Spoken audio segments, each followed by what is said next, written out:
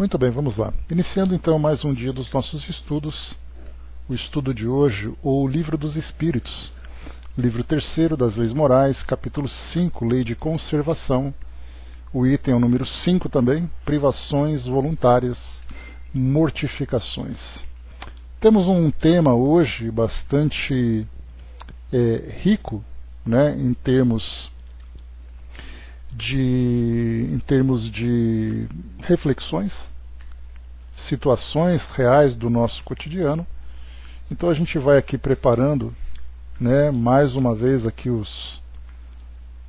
nossas mentes, nossos corações, né, para debatermos com sobriedade, com caridade também, que é importante, né, porque muitas vezes nós tratamos de assuntos que se tornam polêmicos pelo fato de serem aceitos por determinadas sociedades, mas rejeitados por outras. E muitas vezes, em debates inflamados, nós acabamos ultrapassando o limite, né, da fraternidade, né, porque cada um ocupando ali a sua posição dentro desse quadro evolutivo. Bom dia, João.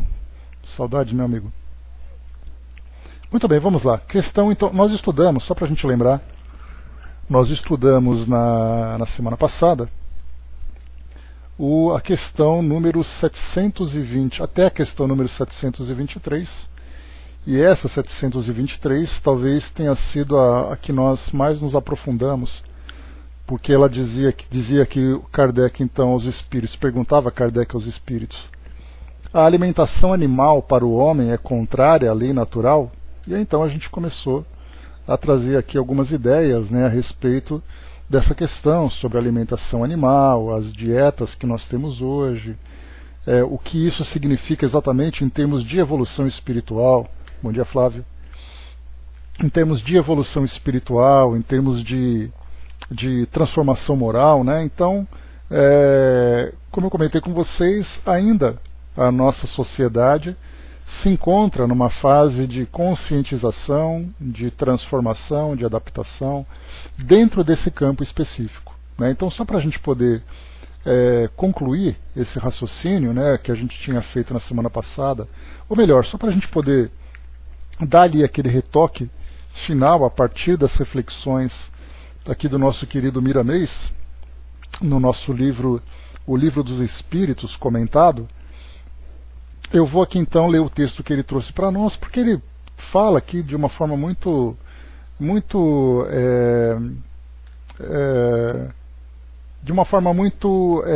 interessante, né, para o nosso aprendizado, porque ele traz assim a liberdade de reflexão, ele traz para nós um pouco da realidade que nós estamos vivendo, mostrando para nós as perspectivas do futuro, né? Então, eu gostei bastante desse texto, então a gente vai concluir com ele.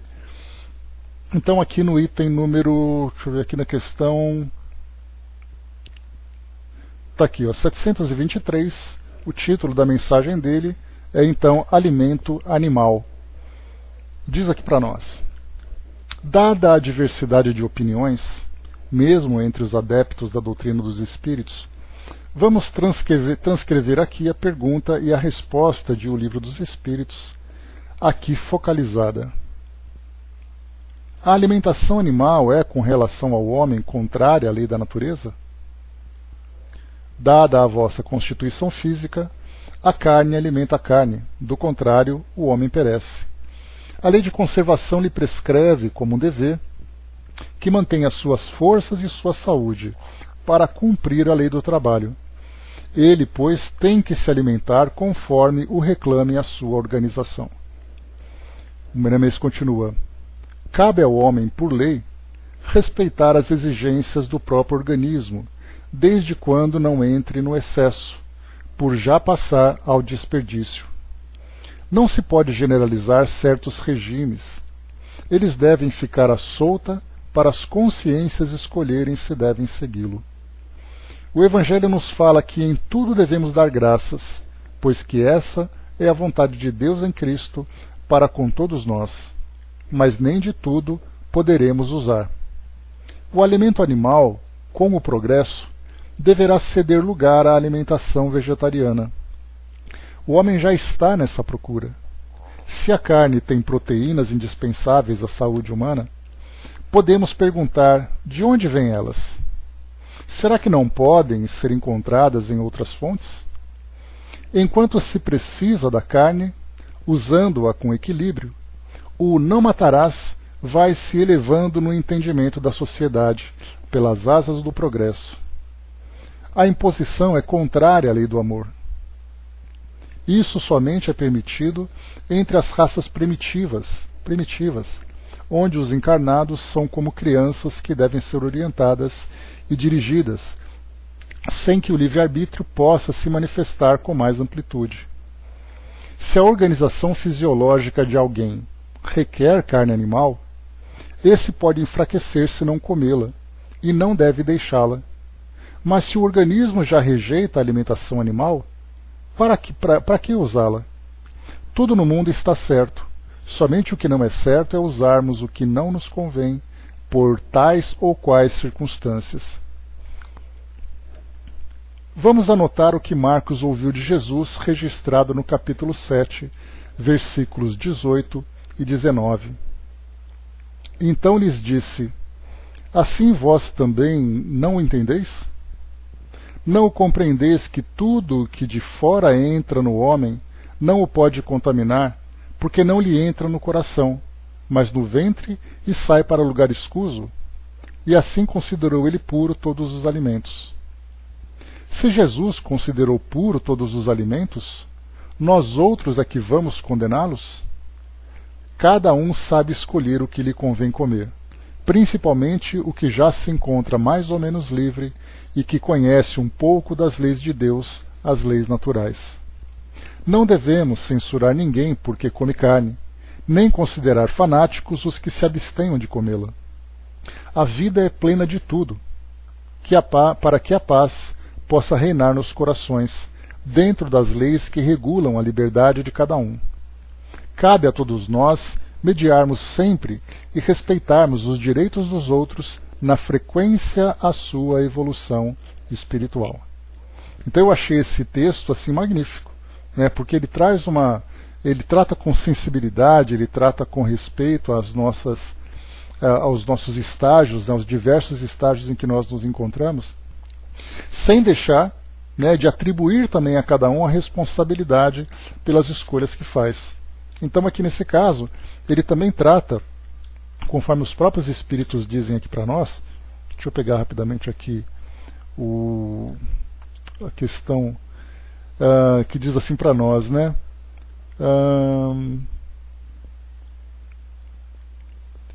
Aqui conforme disse Miramês aqui nessa passagem, aqui no comecinho, deixa eu pegar rapidamente aqui, ele diz assim, né, ó, cabe ao homem, por lei, respeitar as exigências do próprio organismo, desde quando não entre no excesso por já passar ao desperdício. Quando eu li essa passagem, me veio uma imagem de uma certa comemoração em que eles faziam aqueles costelões, né, feitos em fogo de chão, e tinha tanta carne, mas tanta carne enfileirada para as pessoas comemorarem, que aquilo de certa forma me chocou, né? Porque embora eu também seja carnívoro e também goste de um bom churrasco, aquela quantidade de comida que estava ali, que certamente foi desperdiçada, as pessoas levaram porque estava sobrando e tudo mais, se espanturraram, né, de tanta comida. Aí eu comecei a pensar, mas será que aquilo não é um desperdício? Porque nós nos alimentamos pela necessidade de fortalecermos o nosso organismo.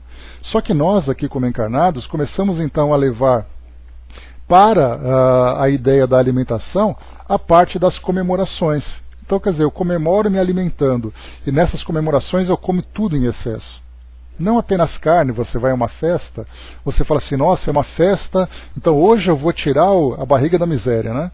Como se a barriga dele estivesse na miséria, uma expressão popular, mas que reflete um pouco dessa realidade, ou seja, os olhos crescem, nós sobrecarregamos o nosso corpo, e nós percebemos que a ideia da moderação, a ideia de uma alimentação saudável, ela é simplesmente esquecida pelo fato de nós ali nos levarmos por esses prazeres ainda materiais aqui do nosso mundo físico. Então aquela imagem assim, mas era tanta carne, né? Me recordo também uma outra reportagem que passou, que eles estavam temperando a quantidade de carne que estava no churrasco com um avião que fazia pulverização, esses aviões agrícolas. Colocaram então ali todo o tempero nas asas do avião e começaram a borrifar em cima daquela fileira de carne que estava sendo assada. Eu pensei, não, se você procurar, vocês vão achar. Coloca assim, avião agrícola, churrasco, talvez vocês encontrem essa reportagem no Google. Quando eu vi aquilo, eu falei, meu Deus, quantas pessoas vão comer aquilo? Quanto será de carne que vai sobrar? Quantos animais foram sacrificados para fazerem aquela festa, aquela comemoração? Então nós percebemos assim que, para nós, embora possa parecer algo normal, nós cometemos então esses excessos sem nos darmos conta de que é um excesso, de que é um desperdício. Então nós temos ali as nossas feijoadas, nós temos ali, né, os churrascos que são feitos, mas você está fazendo aquilo para quê? Para se alimentar ou para se desgastar cada vez mais? Então essas situações nos levam a essas reflexões, porque conforme a gente vai depurando a nossa visão a partir do esclarecimento que nós vamos acumulando, que nós vamos agregando em nós, a nossa visão começa a ficar um pouco mais detalhada. Bom dia, Rosemary. A nossa visão começa a ficar mais detalhada para essas situações que não foram percebidas. De nós olharmos assim e falar, poxa vida, mas eu participava disso, eu via isso tudo e não me dava conta. Para onde vai aquilo tudo? Né? Sem falar, né, Brás, não apenas na questão moral da alimentação carnívora, é da própria, como eu falei para vocês, né, os hábitos que a gente vai adquirindo e cultivando também no decorrer da nossa existência, vai fazendo com que o nosso corpo físico perca a sua vitalidade. Então nós temos ali, com relação às substâncias que nós ingerimos, as substâncias que são inaladas, a medicação que nós utilizamos por motivos que poderiam ser dispensados, a questão da alimentação que nós utilizamos. Então nós vamos comprometendo não apenas os rins, nós vamos comprometendo vários órgãos e várias partes do nosso corpo pelos hábitos do trabalho excessivo, por exemplo. Quantas pessoas infartam, quantas pessoas têm aneurismas, desenvolvem cânceres por acumularem, né, nos seus organismos aquela pressão, aquela angústia, aquela raiva, enfim, todos aqueles sentimentos que são tão negativos e destrutivos para todos nós. Aí nós temos ali problemas respiratórios, problemas digestivos, problemas no sistema nervoso, problemas endócrinos, problemas renais. Tudo isso pelo fato dos excessos, dos hábitos que nós adquirimos. E aí então nós percebemos que uma reencarnação, que poderia, por exemplo, ter uma previsão de 80 anos de idade, com o indivíduo tendo uma série de compromissos a serem resolvidos, ele tem ali 20 anos a menos.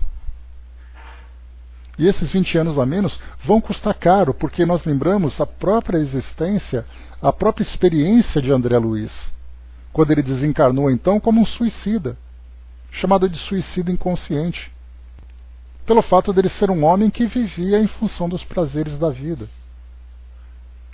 Eram práticas nos relacionamentos, eram lesões afetivas que eram provocadas, era ali o hábito da alimentação, da bebida, do tabagismo, tudo isso comprometendo. Então isso é muito sério e nós não levamos em consideração. O Angelina colocou, né, o difícil não é deixarmos de comer, mas as cobranças das pessoas que não entendem o deixar de comer carne, né? Aí é cada um com sua convicção, né, Angelina? É o que a gente não aprendeu ainda. Há aqueles que desejam, há aqueles que não desejam, e como o Miramês colocou com tanta sabedoria aqui no final, né, que cada um desperte sua própria consciência. E nós não podemos, como eu falei para vocês até na semana passada, você não pode exigir que alguém seja vegetariano num estado, por exemplo, de convalescência. Num hospital, o vegetariano é o que mais sofre, porque os médicos não vão exigir e tampouco impor, eles não podem fazer isso. Mas é uma recomendação séria para que ele tenha aquele tipo de alimento, para que possa suprir ali as reservas energéticas e nutricionais que ele perdeu durante aquele período de doença. O Brás colocou, né? A Angelina colocou aqui, Marion, é verdade, né? Quando digo que não como carne, me perguntam, né? Mas nem frango. Pois é, aquela história, né? Eu não como carne, né? Não como carne vermelha. Mas é uma questão muito mais nutritiva, né? Do que moral que acaba entrando na história, né? A Andréa colocou, né? Normalmente não como carne, e às vezes nem lembro do capítulo do Missionários da Luz, e às vezes me lembro, né? Do capítulo do Missionário da Luz, que falou sobre os abatedouros, né? Fiquei muito impressionada. É uma das, vamos, entre aspas, facilidades, né, para administrarmos a nossa dieta, é porque nós não estamos lá fazendo o trabalho, né, Andréa? A gente vai no supermercado, no açougue, compra tudo muito bem empacotadinho, muito bem decorado, né? Mas se tivesse lá para fazer a coisa, seria diferente. Dudu lembrou aqui, né, o meu médico, endocrinologista, disse que a tireoide precisa de proteína da carne, né? E eu já não comia há 3 anos, né? Então é uma necessidade, mas há aqueles que dizem, não, pode ser tranquilo, né? E quantas vezes as pessoas comprometem a própria saúde em virtude de uma dieta? André também colocou, as pessoas que me conhecem não dizem nada quando digo que não como carne. Pouco frango e mais peixe, né? Não dou espaço para isso. Né? E não tem tireoide também, não tem esse problema, né? E a Angelina colocou, no início a adaptação foi difícil, né? Perdi até peso, mas depois houve a adaptação, né? Então, cada um ali administrando, né, a sua própria dieta. Continuando aqui, vamos em frente então para a gente avançar aqui nos nossos assuntos, né? Na questão 724, então, que é a próxima aqui do nosso roteiro, é perguntado aqui, a abstenção de alimentos animais ou outros como expiação é meritória? A resposta, sim, se o homem se priva em favor dos outros, pois Deus não pode ver mortificação quando não há privação séria e útil. Eis porque dizemos que os que só se privam em aparência são hipócritas. Nesse caso aqui, então, aqueles que se privam de alimentos animais ou outros, como expiação, se ela é meritória. E aí, então, a resposta, né, aqui que a gente viu, se priva em favor dos outros, sim. Né? Ou seja, muitas vezes o indivíduo diz assim, olha, eu parei de comer carne porque eu realmente não tenho mais vontade, né? ou essa sensibilidade, né, de ver os animais sofrendo, né? Eu não desejo mais isso. Isso realmente é algo meritório. Né? Então, vale a pena esse sacrifício em favor de algo maior. Né? Essa questão aqui ela acaba sendo assim muito genérica, né? Mas a ideia é exatamente essa. Na questão aqui 725, já é uma outra situação também importante, né? Essa talvez seja a que mais traga para nós reflexões aqui também nessa segunda parte do nosso estudo. Que pensar das mutilações praticadas no corpo do homem ou dos animais? Então, mutilações como parte dessa mortificação. Então, a resposta dos espíritos.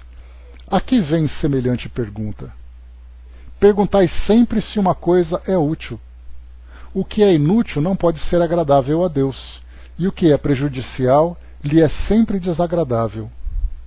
Por que, ficais sabendo, Deus só é sensível aos sentimentos que elevam a alma para Ele, e é praticando as suas leis em vez de violá-las que podereis sacudir o jugo de vossa matéria terrestre. Bom, eu separei aqui 2 artigos que nos levam a essas reflexões. A primeira que nós temos aqui trata da questão das mutilações genitais em meninas. Né? Eu acho que todos nós, de alguma forma, já tivemos contato com esse assunto na mídia, né? Lendo alguma coisa, alguma reportagem, ou vendo protestos, né? Porque nós tivemos até uma jovem africana, uma mulher africana, não jovem, mas ela já tinha assim, uma idade de certa forma madura, e ela passou por essa mutilação genital, e aí então ela se tornou reconhecida, né, por ser modelo, e aí então na Europa ela começou a fazer uma série de palestras protestando contra esse tipo de prática lá naquela região. E ela mesma sendo vítima disso tudo. Né? Então eu vou ler para vocês aqui uma reportagem que foi publicada agora em fevereiro de 2019, uma mensagem fresquinha, e diz assim para nós, né? África tende a acelerar o fim da mutilação genital de meninas, dizem ONGs. Diz assim para nós.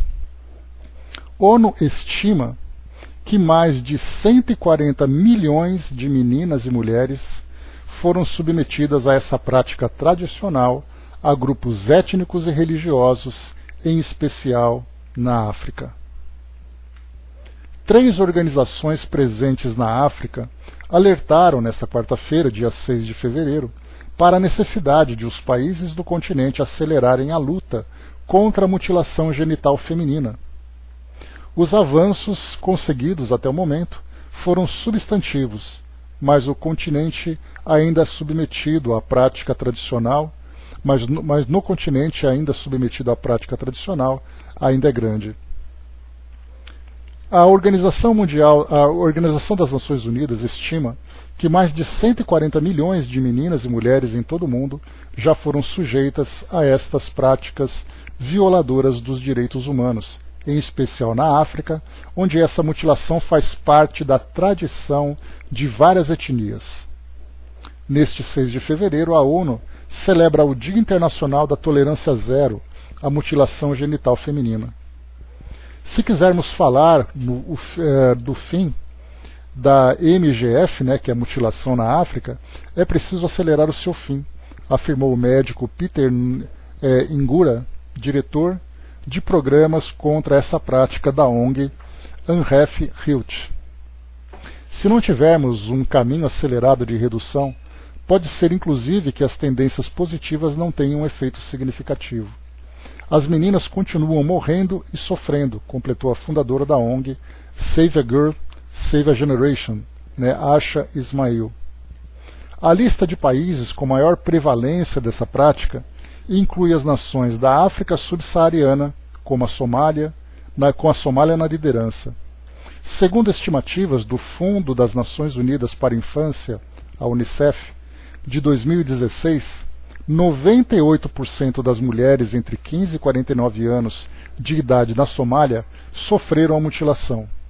98% das mulheres e meninas, né, adultas e já maduras, adultas e crianças, sofreram essa mutilação. Dá para a gente ter uma ideia? 98% de uma sociedade?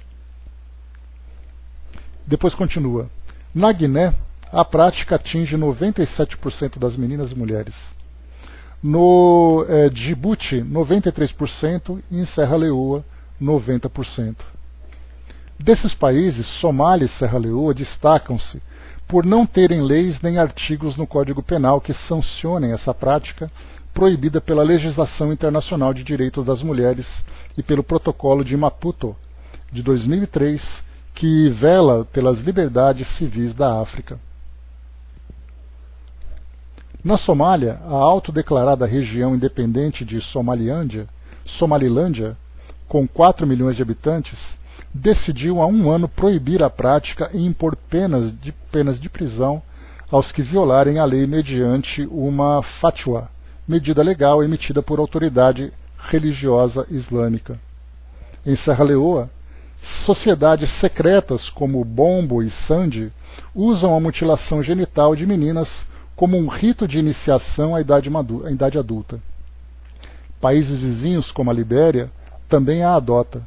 Os praticantes, em geral, ostentam poder político. Por isso, surpreendeu há 2 semanas a publicação de uma carta do ministro leonês do governo, Anthony Breuat, na qual ordenava a proibição imediata da mutilação em todo o país. A diretriz ainda não foi materializada em uma lei, nem há sanções concretas para o delito. As penas por praticar a mutilação diferem conforme os países. Na Guiné, há previsto de 3 meses a 2 anos de prisão, mas pode alcançar 20 anos em caso de morte da vítima. No Djibouti, a condenação é de 5 anos de prisão. Em outros países, como Uganda, Quênia e Camarões, as penas podem chegar à prisão perpétua ou a trabalhos forçados pelo resto da vida, como estabelece o Senegal. Apesar de a existência de legislações que penalizem a prática ser um passo muito importante, em muitos países elas não são adotadas efetivamente. Quando pessoas são detidas, muitas vezes não se chega a uma sentença, porque a polícia não pode colher provas, explicou o médico Ngura, que alega não haver interesse das elites na punição dessa mutilação. E aí depois aqui embaixo fala também, né, sobre a questão do casamento, né, de casamento infantil nessas regiões também, mas acabaram sendo aqui por enquanto o tema do nosso estudo. Mas aqui já vimos uma situação. E engraçado quando a gente lê um texto desse, né, uma questão dessa no Livro dos Espíritos, que pensar das mutilações praticadas no corpo do homem ou dos animais por um motivo religioso, a gente não consegue muitas vezes encaixar essa questão na realidade que a gente está vivendo. Por isso que é importante a gente colocar em prática no nosso dia a dia os ensinamentos doutrinários. Então esses artigos são bastante ilustrativos para nós. Um outro ponto também importante, que é tema de debate em muitas partes do mundo, é a questão da circuncisão, que também é uma mutilação. E nesse caso é uma mutilação muito mais complexa, porque a criança, né, o bebê, ele simplesmente não tem voz. Vamos ler aqui um artigo, revista super interessante. Artigo de 2012, atualizado em 2017. Meninos devem ser circuncisados? Pesquisador americano afirma que a circuncisão na infância pode causar danos psicológicos para toda a vida. E defende as pessoas devem ter poder de escolha para decidir se querem ter um pedaço do corpo cortado. Isso lembrando que recentemente teve um artigo publicado pela BBC de Londres que falou sobre um jovem que cometeu suicídio 2 anos depois de passar pela circuncisão. Aquilo mexeu tanto com o psiquismo dele que ele acabou cometendo suicídio. Vamos lá então. Quase 1/3 dos garotos nos Estados Unidos passa por uma cirurgia de circuncisão logo após o nascimento. Os defensores da prática alegam motivos culturais, caso dos Estados Unidos, tradição religiosa, muçulmanos e judeus, ou supostos benefícios médicos. Mas os que pouco sabem é que a circuncisão gera trauma em muitas crianças e os danos psicológicos são fortes e duradouros. Estudos mostram que alguns homens sentem raiva, vergonha, desconfiança e mágoa por terem sido circuncidados. Então, circuncidados ou circuncisados, os dois termos estão corretos. Ansiedades sexuais, redução da expressão emocional, baixa estima e depressão também têm sido descritas. Não podemos estimar a proporção de homens circuncidados que sofrem esses impactos, porque a maioria deles não tem consciência disso. Simplesmente aceitam as consequências como parte de sua personalidade. Mas a realidade é bem diferente. A literatura médica possui evidências de que a circuncisão é muito dolorosa e traumática. Alguns bebês não choram porque entram em choque, e 87% deles exibem mudanças de comportamento logo depois, como alterações nos padrões de sono, no nível de atividade e na interação com a mãe. Também podem ficar mais irritados ou ter problemas para comer. Diferenças na resposta à dor foram demonstradas aos 6 meses de idade em meninos circuncidados. Segundo os pesquisadores, elas representam efeitos neurológicos duradouros e são um sintoma de um trauma precoce. Aqui ele fala também aqui algumas estatísticas sobre a questão da dor e tudo mais, né? Aí depois coloca aqui embaixo para nós, né? A fimose, por exemplo. Deixa eu só ver aqui em cima, um pouquinho mais. Em geral, eles vêm de uma sociedade circuncidada. Aqui, ó. Mas o efeito acaba antes que a dor do pós-operatório tenha ido embora. No caso da anestesia, né? O problema, enfim, é que a maioria dos pesquisadores sobre circuncisão não quer saber dos danos dessa prática. Em geral, eles vêm de uma sociedade circuncidada, os Estados Unidos, que prefere ignorar o lado negativo. Além disso, médicos, também circuncidados, costumam aconselhar a circuncisão mesmo quando estão disponíveis formas de tratamento menos invasivas para problemas penianos. A fimose, por exemplo, pode ser tratada com creme esteroide tópico. Esses médicos não sabem o valor do prepúcio, que é altamente sensível, porque não tem um. assim não imaginam de fato o que perderam. Por isso todos os homens deveriam poder escolher se querem ser circuncidados. Imagino que poucos decidiram por ela, mas ainda assim seriam os responsáveis. Ok, faz séculos que muçulmanos e judeus circuncidam, mas hoje muitos fazem isso por conformidade ou pressão social. Alguns críticos da circuncisão são relutantes em divulgar suas opiniões com medo de serem vistos como contrários à religião. Felizmente, é cada vez maior o número de muçulmanos e judeus que abrem mão do procedimento. Em julho, um tribunal regional de Colônia, na Alemanha, tomou uma decisão corajosa: baniu a circuncisão ritual. O juiz considerou que a retirada do prepúcio gera dano corporal, mesmo com o consentimento dos pais. É claro que esse é um problema político sensível e a resolução gerou protestos, mas ela chamou a atenção para uma prática que continua a portas fechadas. A melhor forma de responder à circuncisão é divulgando informações e adotando uma política nacional contra ela, embora sem penalizar quem a pratique. Aqui quem disse isso foi Ronald Goldman, que é psicólogo, educador e diretor do Centro de Circuncisão de Boston, nos Estados Unidos. Então aqui mais um artigo também. Falamos das meninas e das mulheres, falamos também de meninos e homens. E aqui então, nesse caso, a pergunta que Kardec teve para os espíritos, né? A resposta que ele teve dos espíritos. Aqui vem semelhante pergunta. Perguntai sempre se uma coisa é útil.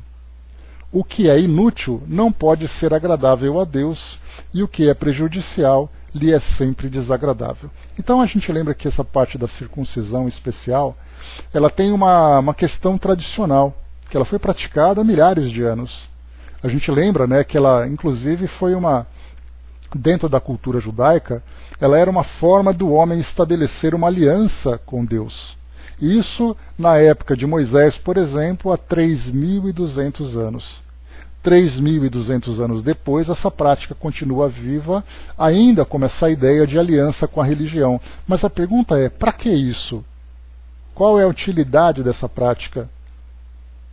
Principalmente porque acaba sendo uma violação. E no Brasil isso também vai ser questionado em breve. Né? Bom dia, Regina. Vai ser questionado em breve, assim como a questão dos animais, na prática religiosa, né, no sacrifício de animais. Nós tivemos, a coisa do mês passado, ou 2 meses mais ou menos, uma decisão do Supremo Tribunal Federal que aceitou, né, uma solicitação das igrejas, das religiões de tradições africanas, que o sacrifício de animais fazia parte então dos seus rituais. Como a Constituição afirmava que essas práticas devem ser protegidas por lei, e nós não temos ainda, de uma forma clara, uma lei de proteção aos animais dentro desse tipo de prática, então foi aceita que a prática desse sacrifício dos animais era válida porque era uma prática religiosa. Então, no caso, né, da circuncisão, também é uma prática religiosa. Só que tem um detalhe, a Constituição também alega que ninguém pode sofrer qualquer tipo de mutilação sem que autorize isso. No caso de um bebê, por exemplo, ele é indefeso. Então olha só quando a gente começa a perceber que a nossa legislação terrena começa a entrar em conflito num ponto ou no outro.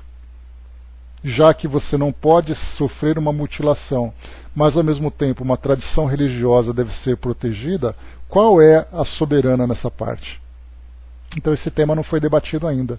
Mas de qualquer forma a pergunta é, tanto na mutilação vaginal como na circuncisão, o que isso traz de benefício para o homem em seu progresso espiritual? Questão que fica aberta aqui para a nossa reflexão. A Andréa colocou, né, isso é complicado porque são os pais que decidem e a criança não pode dizer nada, né?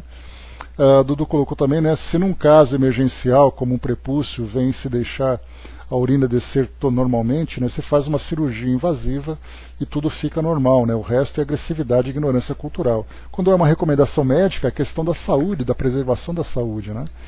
Então vimos mais uma vez aqui a questão dessa parte de mutilação.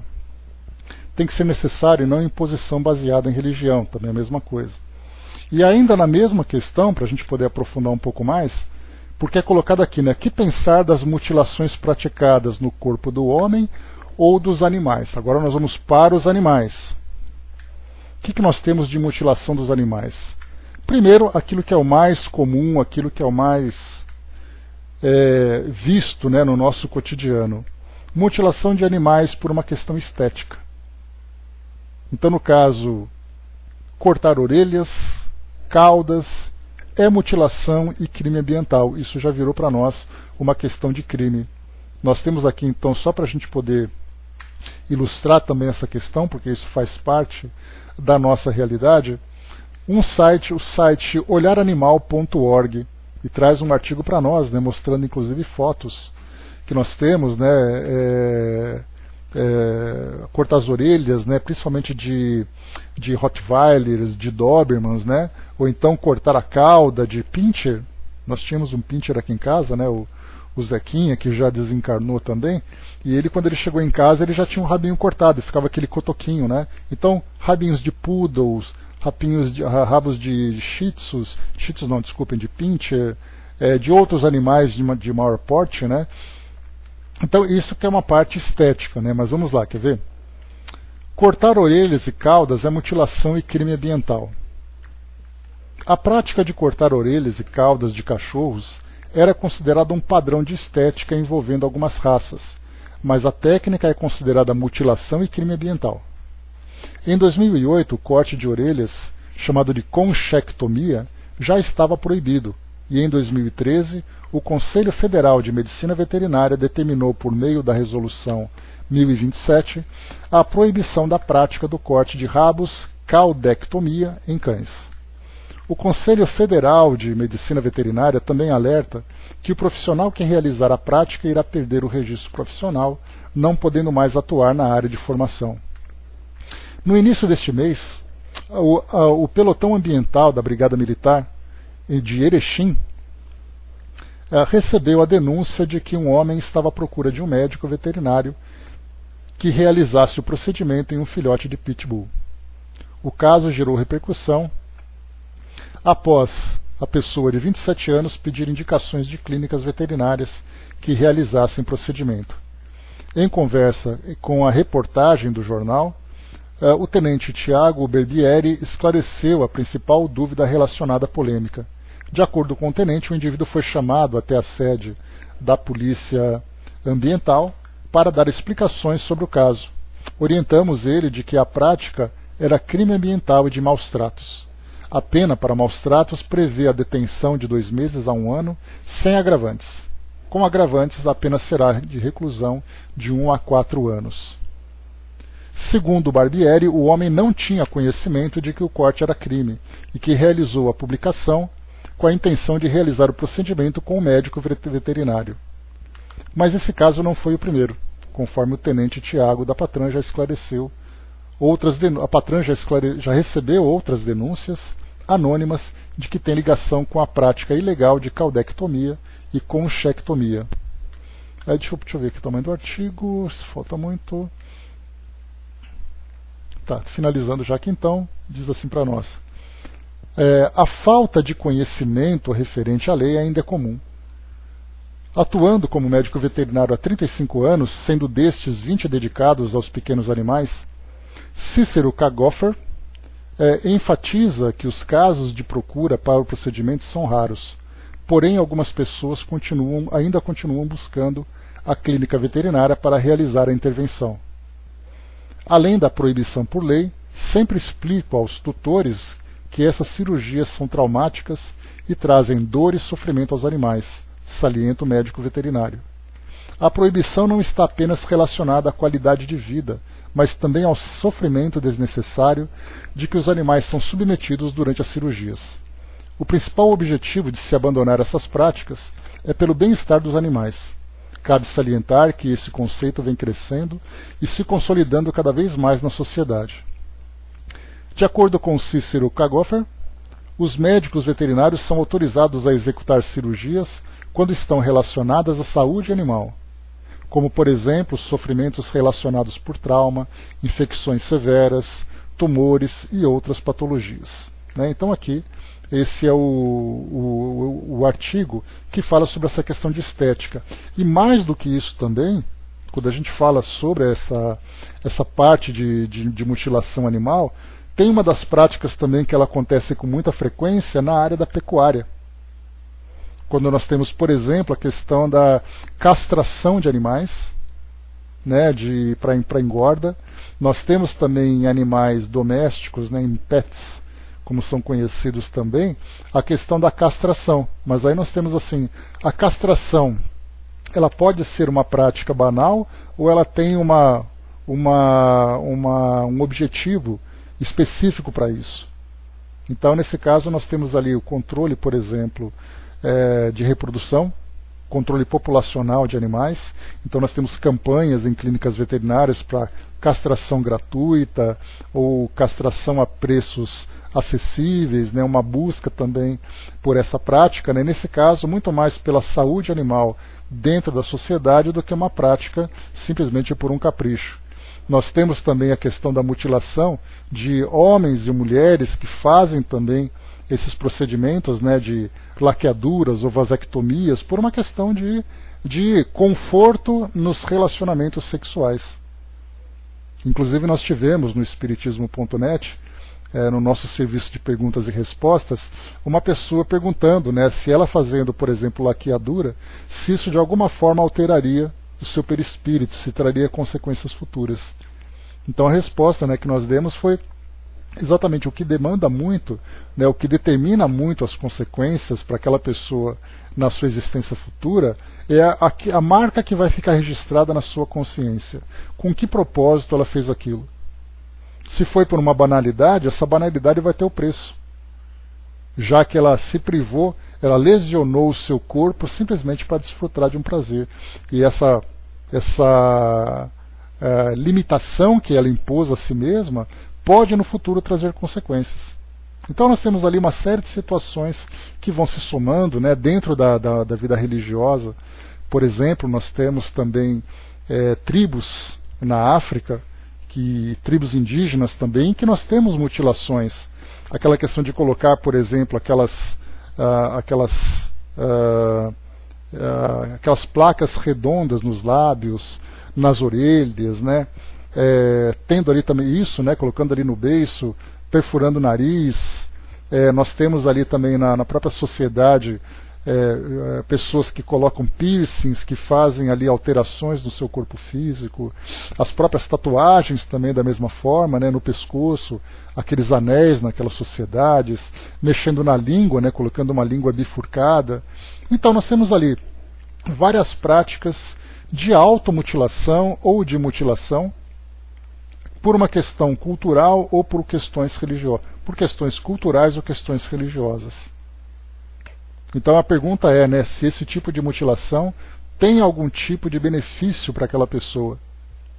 E é então que os espíritos colocam para nós que não. E até muitas vezes também, dependendo da forma como o indivíduo se comporta hoje aqui no mundo físico, desvalorizando, né, o seu nobre patrimônio que é o corpo físico, isso traz consequências futuras.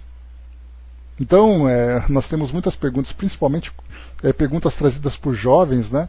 Se tatuagens faz com que eles vão para o umbral, como se tivesse ali, entre aspas, o vale dos tatuados, né? Então, na verdade, não é a questão da tatuagem em si, é o tipo de lesão que ele provoca no seu próprio corpo por uma questão banal. Independente de ser tatuagem, independente de ser piercing, né, independente de ser uma questão religiosa, um indivíduo que faz marcas no seu corpo, por exemplo, crucifixos, pessoas que fazem cruzes nas costas, feitas ali com cicatrizes, com queloides, né, que são aquela marca de cicatriz para poder marcar seu próprio corpo, que benefício isso traz? A relação desse indivíduo com Deus, no caso das práticas religiosas, faz com que ele se aproxime mais de Deus? Pelo fato de ter uma marca no seu corpo? Pelo fato dele ter ali uma marca divina, entre aspas, como ele se atribui, isso traz algum benefício para a sua transformação moral? Então são essas reflexões que são importantes. A mesma coisa acontece em termos de mortificações, quando nós vemos, por exemplo, a autoflagelação. Que temos também, né, os chicotes que nós temos, né, inclusive temos imagens fortíssimas vindo lá da região do Oriente Médio, entre os muçulmanos, que tem aquelas passeatas que eles fazem, em que eles batem facões na cabeça, em que eles se chicoteiam nas costas, e é então sangue escorrendo, tudo isso em nome da fé. E isso é muito fácil de nós encontrarmos. Tivemos aqueles casos, né, de pessoas em época da Páscoa, em que eles aceitam a crucificação, com pregos cravados nos punhos, cravados nas mãos principalmente, porque essa é a imagem mais marcante, né, da crucificação de Jesus, embora cientificamente não tenha sido a realidade. Mas as pessoas aceitam a crucificação, colocando coroas de espinhos na cabeça. Então se machucando, se ferindo, sangue para todo lado, tudo em nome da fé. Mas o que isso exatamente traz de benefício para a relação do homem com Deus? Então olha quanta coisa que nós vemos na nossa sociedade hoje, e fica aquela pergunta, né, com que fim o homem fez tudo isso? Né? Se crucificando, Dudu, né? Eu me lembro de um homem, aqui no Brasil já aconteceu, me lembro na Indonésia também, cravaram, né, os cravos na mão dele, e penduraram, ele ficava gemendo lá em cima, uma coisa bizarra, né? Então é uma coisa assim, complicada, né? Pois é, Brás, também de todas as formas, né? Tanto para Deus, né, dentro do padrão religioso que nós conhecemos, ou para entidades vistas como religiosas, né? Bafomé, para quem não lembra, né, aquela cabeça de bode que geralmente aparece em algumas imagens dentro de um pentagrama, dentro de alguns cultos religiosos ou filosóficos, né? Então tem de tudo. O André colocou, né, eu queria fazer uma borboleta no pescoço, mas desisti, vou deixar para a próxima, né? Antes eu vou perguntar lá em cima o que eles acham, né? A ideia de tatuagem, ela foi houve um período em que ela foi muito debatida, até o Divaldo chegou a se manifestar sobre isso, né? Tamanha repercussão do assunto na época. Tudo aquilo que você faz depende muito da intenção, do sentimento que você carrega em si.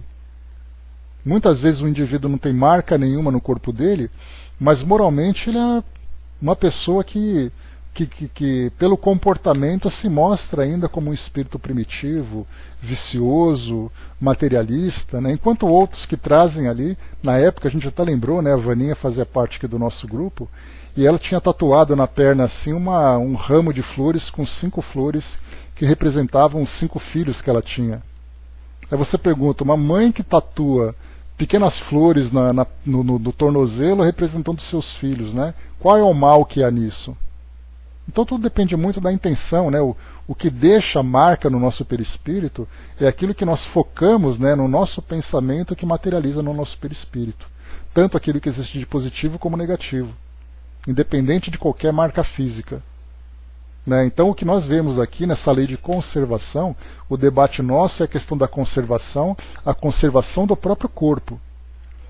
E quando você pratica algum tipo de mutilação, quando você provoca ali uma deterioração, por exemplo, da sua pele, lesionando o seu corpo por um motivo fútil, você na verdade provoca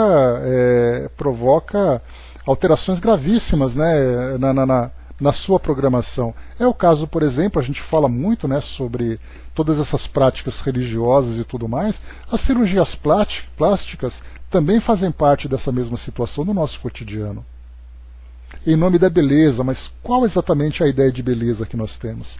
Chico respondeu a uma pergunta dessa no Pinga Fogo, lá de 1970 ou 71, sempre me confundo as datas, na primeira edição. Nós lembramos que foram 2 edições, né? E aí então perguntaram para ele sobre a cirurgia plástica.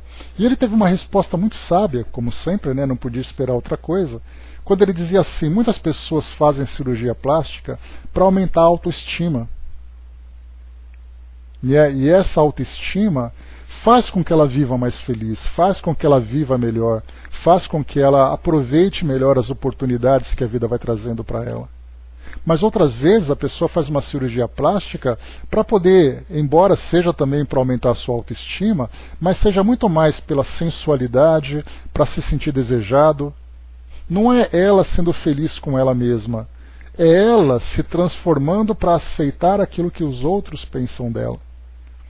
E aí nós temos muitas vezes mutilações gravíssimas, como retiradas, por exemplo, de costelas, como, por exemplo, alterações, né,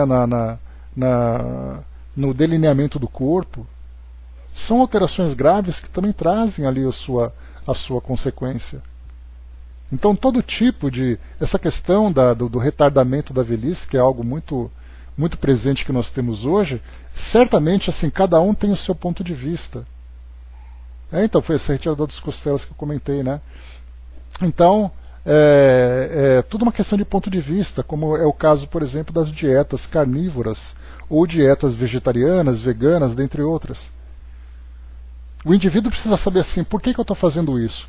Para o outro vai dizer assim, mas você quer fazer uma plástica? Mas você está tão bem? Mas o outro fala, olha, eu não estou me sentindo tão bem assim. Então é a mesma coisa, cada um desenvolvendo, né, os seus valores, desenvolvendo o seu senso moral, para chegar no momento em que começa a viver muito mais pelo seu desenvolvimento moral do que pela satisfação do prazer material, né? O Flávio lembrou, né, o medo da morte e desencarna na mesma cirurgia. Nós tivemos, por exemplo, várias pessoas que desencarnam, por exemplo, por intoxicação por causa de silicone. Então aí é interessante a gente pensar assim, quando acontece isso, aparece na televisão e depois eu fico meditando, né? A pessoa foi fazer uma cirurgia, como aconteceu esses tempos atrás, né? Inclusive profissionais ou pessoas não profissionais que faziam de forma clandestina esses procedimentos, né? Tivemos o ano passado esteticistas, médicos fazendo isso sem permissão, né? Ou fora da ética profissional que deveria exercer. E aí então a pessoa desencarnou. Tivemos ali uma mãe, uma mulher jovem, uma mulher bonita, foi fazer aquele procedimento para poder encher o bumbum. E aí então ela desencarnou. Aí eu fico pensando, chega no mundo espiritual, e aí você desencarnou? Pois é, desencarnei, por quê? Aí ela vai contar a história. Aí a pergunta é, mas poxa vida, mas foi por causa disso que você desencarnou? Foi. E aí então começa a vir aquela questão, né, do suicídio inconsciente, da banalidade com que tratou o grande patrimônio, né, da vida, porque na verdade ela não apenas abandonou a vida, mas abandonou o compromisso de mãe, o compromisso de esposa, o seu compromisso pessoal aqui na vida material.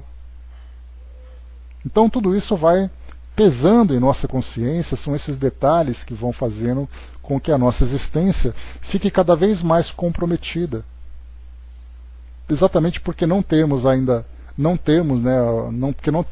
a consciência no entendimento do motivo de nós estarmos aqui encarnados, a importância do nosso corpo físico. E a mesma coisa acontece também quando nós pensamos nesses grupos, né, de ascetas, que são aquelas pessoas que valorizam, né, que nós chegamos a falar sobre isso, valorizam muito mais a vida física, a vida espiritual do que a vida física. E aí, então são pessoas que não se alimentam, são pessoas que têm ali práticas físicas que sacrificam o corpo físico em nome da evolução espiritual. Aqui no Brasil nós temos pouco disso, mas se nós vamos, por exemplo, lá para a Ásia, né, principalmente ali na região da Índia, nós vemos essas pessoas que andando pela rua, as pessoas simplesmente deixam de viver em nome da ideia de viver espiritualmente. Eu estou aqui no mundo físico, mas na verdade eu estou vivendo espiritualmente. Mas na verdade ela está aqui para viver espiritualmente como encarnada, e não para vir aqui para viver como uma desencarnada, não desencarnada ainda. E aí depois chega no mundo espiritual, a mesma coisa, né? Você fez o que estava cumprido? Não, eu abri mão de tudo isso porque eu queria viver espiritualmente, mas você tinha que estar lá. O seu objetivo era se desenvolver espiritualmente através de um trabalho no mundo material, ajudando as pessoas que estavam à sua volta, e não você se isolar. E isso tem muita relação também lá com o segundo capítulo que nós estudamos aqui também no terceiro livro, na Lei de Adoração, quando falava sobre a vida contemplativa. O indivíduo vem para ser encarnado, ele se tranca dentro de um convento, de um seminário, e ele vive de preces. E o trabalho que ele fez foi ajudar numa horta para poder cultivar comida, mas o que ele fez exatamente em benefício da humanidade? E aí ele volta e fala assim, mas eu era uma pessoa religiosa, eu passei a minha vida inteira rezando. Mas não era para você ficar rezando, era para você viver, para você fazer as coisas. Nem fala, Flávio, a gente começa a trazer essas situações do nosso dia a dia e a gente começa a olhar por uma outra perspectiva a partir do entendimento dessa simples pergunta, dessa simples resposta que os Espíritos trazem. Aqui no começo para Kardec, perguntai sempre se uma coisa é útil. Simplesmente assim. Perguntai se uma coisa é útil. A mesma coisa, Dudu, bem lembrado agora, a questão também do Ramadã. O Ramadã é uma prática islâmica que durante 30 dias, nós chegamos a falar sobre isso, né? Durante 30 dias o indivíduo ele não se alimenta, não tem práticas sexuais, não se alimenta, não fuma, não tem bebidas alcoólicas, do nascer do sol ao pôr do sol. Mas aí depois da noite ele tem liberdade para voltar às suas atividades normais. Essa, psicologicamente, vamos dizer assim, é uma forma dele se aproximar mais de Deus. Mas qual exatamente a utilidade dessa prática? Mais uma vez a mesma questão. Perguntai sempre se uma coisa é útil. Se você tem 12 horas dessa prática diferenciada para se aproximar de Deus, o que você faz nas outras 12 horas? Você continua com aquela mesma ideia de santificação, de elevação espiritual nas outras 12 horas seguintes? Ou você volta a ser o homem mundano que você era? Então a lei de conservação para nós, a gente passa os olhos assim e vê algumas questões que são curiosas, mas como vocês estão vendo, a gente está quase uma hora falando do mesmo assunto. Trazendo aqui diversas situações, diversos comportamentos da nossa sociedade, questões culturais, questões religiosas, e a gente vê o quão ainda limitados nós estamos no entendimento a respeito da nossa vida aqui no mundo físico, da nossa evolução espiritual e da nossa relação com Deus. O Dudu lembrou aqui embaixo, então, o jejum intermitente não é uma agressividade ao organismo, ficar 16 horas sem comer nada e só se alimentar durante 8 que sobram. A pergunta é, para que isso? É uma necessidade, por exemplo, uma dieta para que o indivíduo possa emagrecer? Se for, isso está dentro da recomendação médica? A sua saúde está bem com esse tipo de comportamento? Eu me lembro, eu até brinco com isso. Bom dia, professor. Eu até brinco com isso. A minha irmã, certa vez, isso já há alguns anos, ela começou a fazer uma dieta, né? E aí então, nós estamos aqui no início da questão 224. 224? Não, 725. Sobre a questão das mutilações praticadas no corpo do homem ou dos animais. Então essa coisa a parte também da... Quer ver uma outra questão que me veio agora? Foi a questão da gastroplastia, a redução de estômago. E aí então, em vez de se educar, acaba tirando um pedaço do estômago ou reduzindo o estômago com outros procedimentos. Mas o vício continua o mesmo.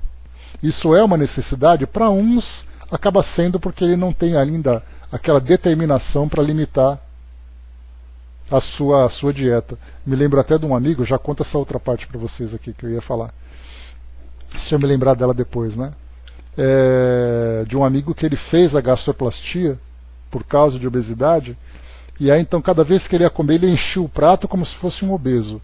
Mas ele só comia aquele cantinho para poder satisfazer a sua necessidade. Mas a necessidade que ele tinha ainda era de encher o prato. E eu me lembro de um professor de biologia que eu tive na faculdade, que ele era médico, pediatra, e durante as aulas ele dava aula com um cigarro nas mãos, embora apagado.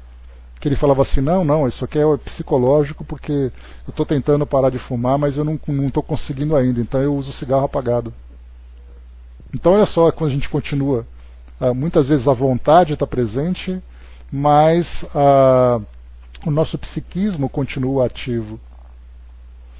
Agora deixa eu lembrar o que eu ia falar. Deixa eu ver aqui se eu lembro. Falou sobre a dieta. Falei da gastroplastia. Agora me esqueci. Onde eu estava? Bom, vamos lá. O Flávio colocou, né, tem um programa no Discovery chamado Quilos Mortais. A situação era obesidade mórbida. E aí a redução do estômago era uma necessidade. Uma recomendação clínica, sem dúvida, né? Mas o médico só fazia se a pessoa respeitasse uma dieta, né? É um trabalho difícil, né? Porque você muda o corpo físico, mas o psiquismo continua ainda.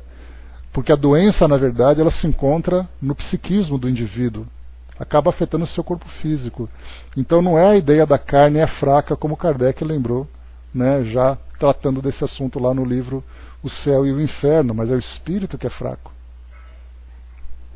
Agora deixa eu ver se eu consigo lembrar onde eu estava. Bom, temos aí tantas e tantas situações, né? Vamos em frente aqui, então. Se eu lembrar eu falo, mas acabou escapando. 726, vamos em frente. Se os sofrimentos deste mundo nos elevam, conforme os suportamos, podemos elevar-nos pelos que criamos voluntariamente? Os únicos sofrimentos que elevam são os naturais, porque vêm de Deus. Os sofrimentos voluntários não servem para nada, quando nada valem para o bem dos outros. Crês que os abreviam a vida através... Crês que os que abreviam a vida através de rigores sobre-humanos, como fazem os bonzos, os faquires e alguns fanáticos de tantas seitas, avançam na sua senda? Por que não trabalham antes em favor dos seus semelhantes? Que vistam o indigente, consolem o que chora, trabalhem pelo que está enfermo, sofram privações para o alívio dos infelizes, e então a sua vida será útil e agradável a Deus. Quando, nos sofrimentos voluntários a que se sujeita, o homem não tem em vista senão a si mesmo, trata-se de egoísmo. Quando alguém sofre pelos outros, pratica a caridade. São esses os preceitos do Cristo. Nós podemos acrescentar também, nessa questão dos sofrimentos que nós impomos, já chegamos até a falar sobre isso oportunamente, lá mesmo na lei de adoração, sobre as promessas, que muitas vezes os indivíduos fazem, infringindo sofrimento a si mesmos. Me lembro, né, de pessoas subindo, por exemplo, escadarias de joelho, fazendo ali peregrinações de quilômetros e mais quilômetros. Lembra, Andréia? Andréia, fazendo uma viagem aqui para São Paulo, nessa época de Páscoa, né, encontrou no meio da estrada peregrinos, fazendo aquelas caminhadas de tantos e tantos quilômetros, se alimentando mal, sentindo dores, para poder depois chegar num templo religioso e dar graças a Deus pelo bem recebido. Quantas e quantas vezes isso acontece? Me lembro também de um filme que foi produzido aqui no Brasil, um filme antigo, chamado Pagador de Promessas. Vocês podem encontrar no YouTube esse filme.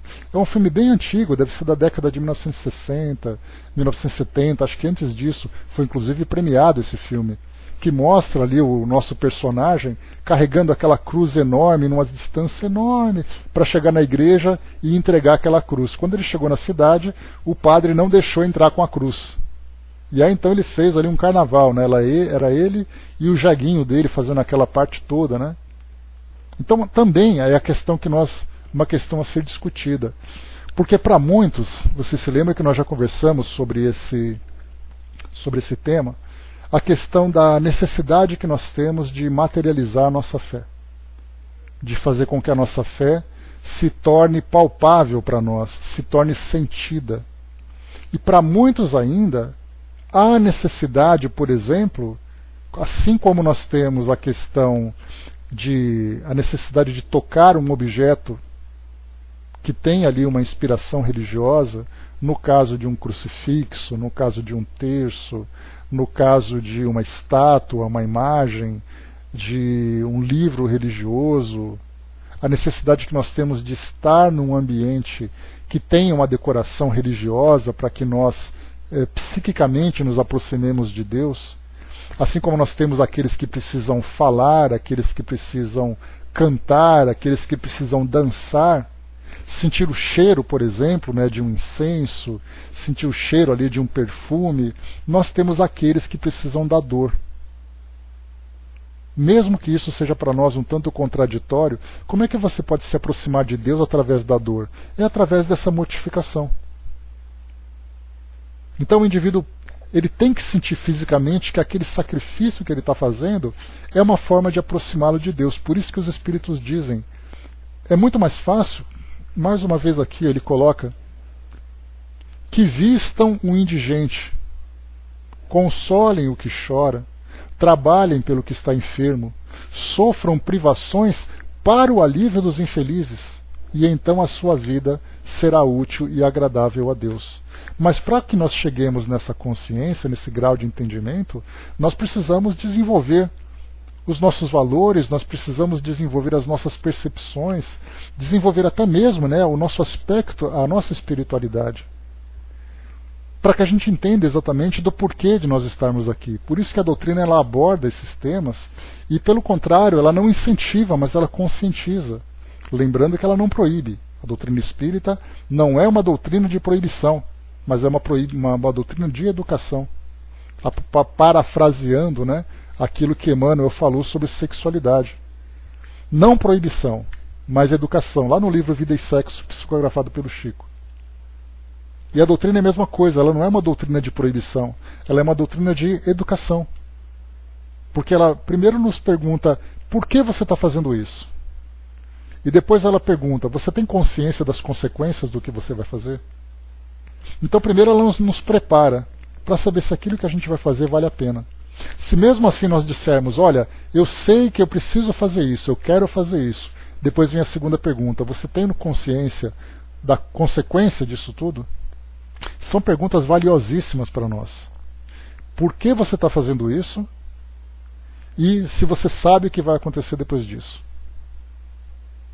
A Angelina lembrou ali que no Juazeiro as pessoas passam por baixo da bengala do Padre Cícero para terem os pedidos realizados.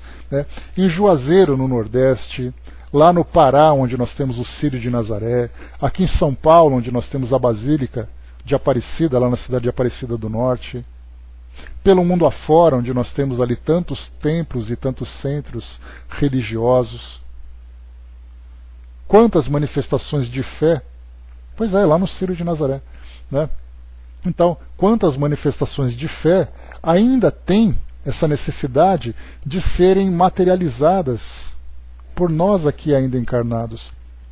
Porque é muito difícil nós lidarmos com uma postura abstrata na relação com Deus, ou seja, aquela postura em que nós apenas fazemos o nosso pensamento.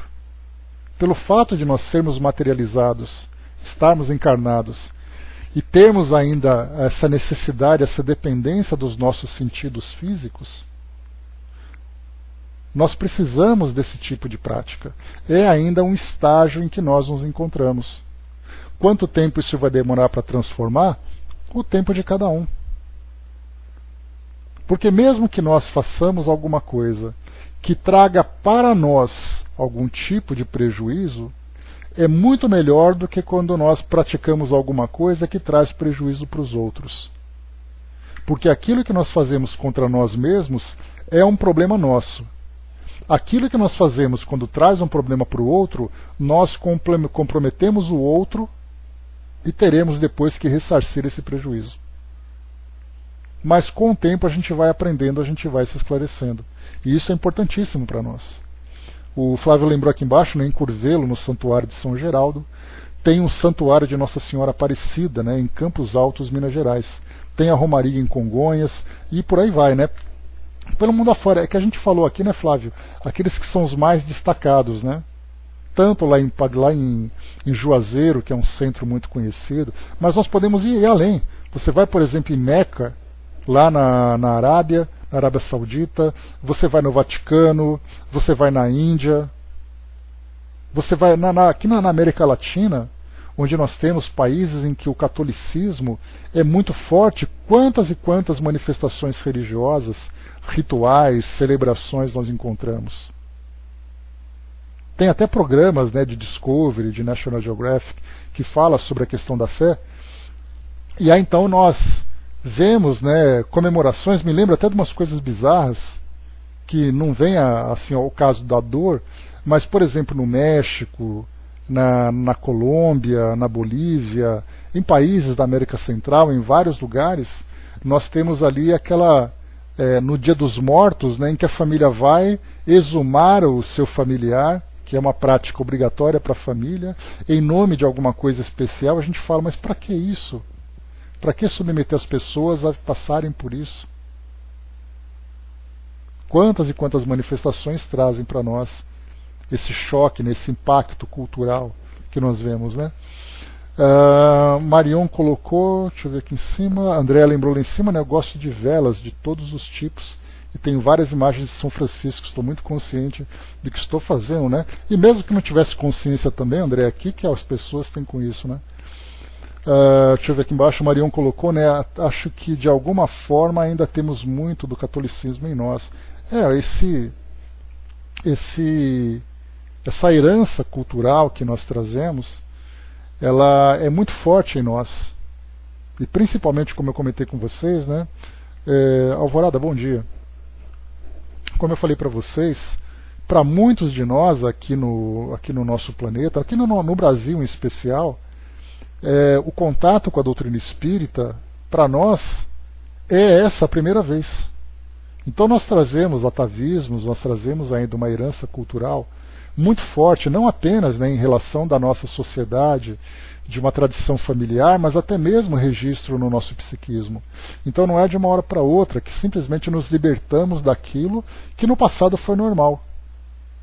E é por isso também que nós vemos um choque muito grande no espiritismo divulgado e vivenciado e praticado por Kardec lá no século XIX, e o espiritismo que nós temos hoje no Brasil, muito mesclado com essa cultura católica, misturado com essas tradições africanas, né, que foram herdadas, ou que foram herdadas, né, pelas religiões africanas também, ou de tradições africanas.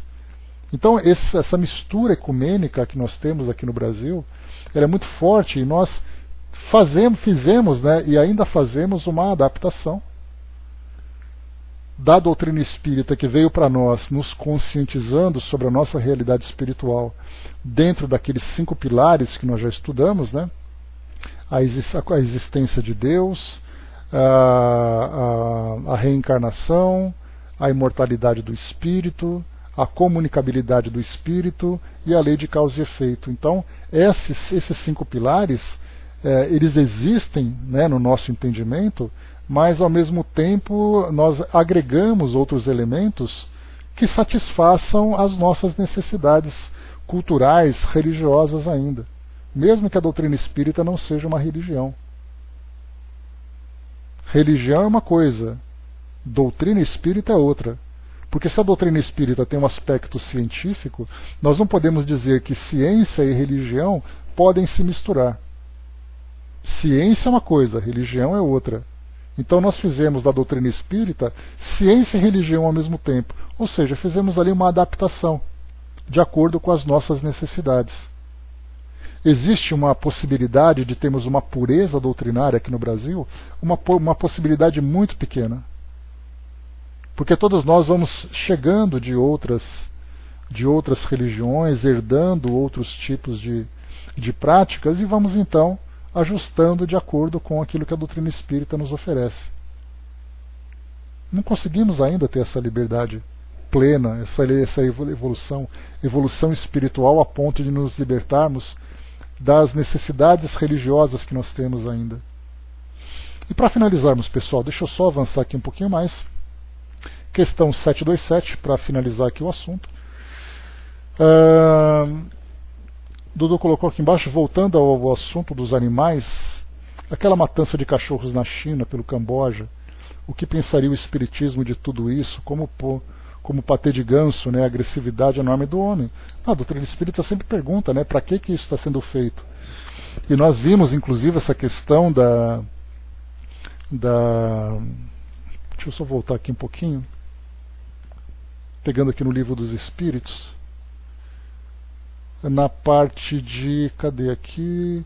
Lei de reprodução, né, que nós colocamos aqui, obstáculos à reprodução. sucessão, aperfeiçoamento das raças, mas principalmente aqui nos obstáculos à reprodução. Nós estudamos sobre isso, eu até trouxe para vocês, aquela questão dos jacarés, lembram? O Brás também lembrou dos javalis lá no Cerrado. Então, o homem desequilibra o meio ambiente e depois ele tem que fazer aquele controle. Então nós tivemos gatos na Austrália, uma reportagem recente que eu publiquei para vocês lá no nosso grupo no Facebook. Então, gatos, aves, jacarés, cães. Então a pergunta é, né? O homem desequilibra e depois ele tem que reequilibrar. E isso tem um preço moral. Embora nós não vejamos de imediato o resultado disso na vida e no desenvolvimento do homem, porque ele acredita estar fazendo certo, inclusive nos obstáculos à reprodução. Eu cheguei até a comentar com vocês também que nós hoje trouxemos esse assunto, falando sobre a questão das mutilações dos animais, falando sobre a castração. E a gente pensa, mas espera aí, a castração é um obstáculo à reprodução. Com que objetivo isso foi feito? Por uma questão de saúde pública, por uma questão dos animais sofrendo. Então, isso tem validade? Tem, inclusive, dentro da própria ética médico-veterinária. Agora, quando nós pensamos assim, um sacrifício banal, isso tem um preço moral, que o homem depois vai responder dentro dos códigos das leis naturais que nós não compreendemos. Não dá para a gente imaginar assim, né? Porque a ideia que nós temos do bem feito, aquele, entre aspas, né, bem feito, né? Então, teve um caso, por exemplo, de um homem que foi matar um elefante, que foi matar um rinoceronte, eu acho, na África. Aí ele foi atropelado por um elefante e depois foi devorado por leões. Isso foi real. Aí todo mundo, bem feito, ele tinha que passar por isso mesmo. Quer dizer, a lei de causa e efeito é assim. Ela não é uma lei punitiva, ela é uma lei educativa. Então aquilo aconteceu como consequência de uma atitude que ele teve de imprevidência e tudo mais, mas a lei moral vai trazer para ele de volta a consciência por outros mecanismos que nós estamos a anos-luz de compreender. Porque da nossa parte nós queremos o castigo. A lei de causa e efeito traz a educação. Então não é assim que a coisa funciona. Se dependesse do nosso sentimento passional para elaborarmos as nossas leis, a mesma coisa aconteceu também que o Brás lembrou agora a respeito da tourada, né, que também é a mesma coisa. O toureiro estava lá, ia sacrificar o touro veio, atropelou, chifrou ele acabou morrendo. Bem feito. A lei de causa e efeito não é isso. Depois, quando chegar no mundo espiritual, ele vai primeiro passar pelo mico, né? De chegar lá, do que você morreu? Eu fui matar o touro me matou primeiro. Mas depois da chamada no tribunal da consciência, por que você fez aquilo? Ah, mas eu já paguei minha pena porque o touro me matou. Não. O touro te matou porque você estava se expondo. Agora você vai ter que responder por aquilo que você fez. Então a lei de causa e efeito, ela ataca na origem do problema. Ela não analisa qual é a consequência. É a mesma coisa que nós já estudamos também a respeito da negligência, onde nós temos ali desportistas, pessoas que gostam de práticas de esportes radicais, e ele desencarna. Ele fala, eu fui negligente, então eu já paguei por isso. Não pagou não. Porque a sua existência ela tinha outros compromissos e você foi negligente com a sua existência. A morte que você teve não te isentou da responsabilidade. Ela apenas foi uma consequência infeliz daquilo que você fez. Então nós temos ainda, de fato, Dídima, a ideia do castigo pelo castigo. Mas a lei de causa e efeito é bem diferente. O Flávio lembrou lá em cima que em BH esse assunto está quente, devido às capivaras, né? Surto de febre maculosa. Acompanhei isso também nos telejornais. Então nós temos uma série de situações que vão mostrando para nós a aplicação. Por isso que eu sempre falo para vocês, se nós não tivermos o livro dos Espíritos aberto, e não tivermos do lado o noticiário da nossa vida cotidiana, nós vamos viver uma vida de faz de conta. Esperando o paraíso chegar, esperando a vida futura transformar, os espíritos felizes, mas cada pergunta que Kardec foi apresentando para nós, ela se encaixa em situações como nós vimos aqui, estamos o tempo todo trazendo notícias e mais notícias e mais notícias, ilustrando tudo aquilo que está no livro dos Espíritos. E se nós não mudarmos esses fatos, que fazem parte do nosso cotidiano, para que nós estamos estudando? Porque nós continuamos vendo de, não, eu sei que isso não pode e tudo mais, e do meu lado está acontecendo a coisa errada. Aí então, quando eu transformo aquilo, aí eu vejo esses ensinamentos espíritas sendo de fato aplicados e transformando o mundo à minha volta. Marião colocou, né, o livro Quedas e Ascensão, de Divaldo, conta a história de um toureiro e de como ele resgata essa vida. Está aí a recomendação para quem quiser saber o que aconteceu com o toureiro no mundo espiritual. O Hermes colocou, certa vez, durante 3 dias, eu acordava com uma dor na perna, como estivesse sendo espetado por uma lança. Pensei que fosse sonho de existências pregressas, mais tarde descobri que a Edith deixou um alfinete no colchão. Beleza. Vamos lá, questão 272, só para a gente finalizar. Se não devemos criar para nós sofrimentos voluntários que não são de nenhuma utilidade para os outros, devemos, no entanto, preservar-nos do que prevemos ou dos que nos ameaçam? Então, quer dizer, ele fala aqui sobre se nós não devemos criar um sofrimento voluntário. Eu devo me preservar daquilo que me provoca algum tipo de sofrimento? A resposta: o instinto de conservação foi dado a todos os seres contra os perigos e os sofrimentos. Fustigai o vosso espírito e não o vosso corpo. Mortificai o orgulho, sufocai o vosso egoísmo, que se assemelha a uma serpente, a vos devorar o coração, e fareis mais pelo vosso adiantamento do que por meio de rigores que não mais pertencem a esse século. Então, nós estamos aqui finalizando o nosso estudo. Os espíritos então chamam atenção sobre a necessidade que nós temos de promovermos transformações na nossa vida aqui no mundo material, a fim de nós conservarmos a nossa vida. Falamos especificamente desse aspecto. E nós temos que encontrar o equilíbrio de que forma que nós devemos trazer essa preservação. Temos que preservar a nossa vida, conservar a nossa vida, nós temos que nos alimentar, nós temos que viver em sociedade, nós temos que transformar aqui a cidade que nós vivemos em sua estrutura, em toda a sua logística, sempre pensando no equilíbrio que nós devemos causar também em torno de nós, que nós devemos preservar em torno de nós. Porque muitas vezes nós pensamos na conservação e não nos preocupamos nos métodos que nós utilizamos.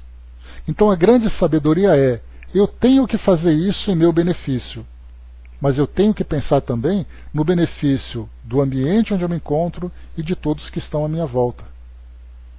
Então achar o equilíbrio em fazer a coisa certa para mim e para o outro é a aplicação, na verdade, daquela passagem do Evangelho. Amai a teu próximo como a ti mesmo. Amar o outro como a mim mesmo. Então eu começo, eu me amo. Não é o amor do orgulho, porque eu me amo, porque eu sou melhor, porque eu sou isso, eu sou aquilo. Mas o amor que eu tenho é tudo aquilo que eu faço me faz bem, em termos de crescimento espiritual, em termos de equilíbrio psíquico, equilíbrio moral, a saúde global de todos os meus aspectos. Eu tenho uma vida saudável dentro do ambiente social onde eu me encontro, dentro da minha família, minha consciência está tranquila. Isso é saúde na sua plenitude.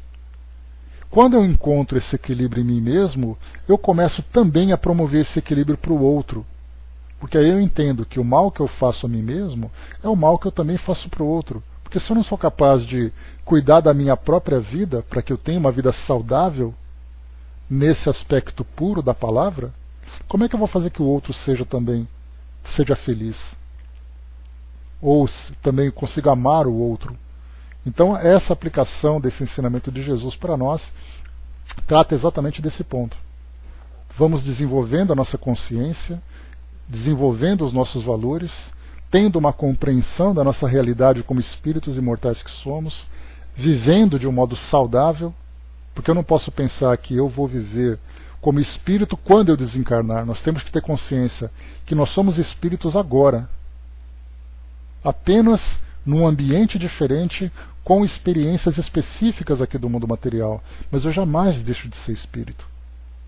Enquanto eu viver como um ser à parte da espiritualidade, do mundo espiritual, eu vou acabar sofrendo as consequências. Então, nessa lei de conservação, nós já tratamos das várias questões aqui do nosso mundo. É a nossa relação com o meio ambiente, porque eu quero me preservar, mas eu destruo o ambiente onde eu me encontro. Eu tenho consequência para isso. Então eu tenho que viver bem e preservar o lugar que eu vivo, preservar as pessoas com quem eu vivo, viver de um modo saudável com Deus, viver saudável comigo mesmo. São essas responsabilidades que trazem para nós esses ensinamentos. Então, encerrando por aqui o nosso estudo de hoje, nós finalizamos, né, o nosso trabalho. O Dudu colocou, né? Beleza. Então é sempre importante, né? O próximo estudo nosso, nós vamos entrar então deixa eu ver aqui. Estou avançando. Lei de destruição, capítulo número 6. Também um assunto assim palpitante para nós. Porque lembrem sempre que nós estudarmos a doutrina espírita, sempre que formos estudar, abramos os livros espíritas e abramos também a janela de nossas casas para olharmos para fora, para vermos toda a realidade que está aqui em torno de nós. Do contrário, a gente está vivendo no mundo de faz de conta.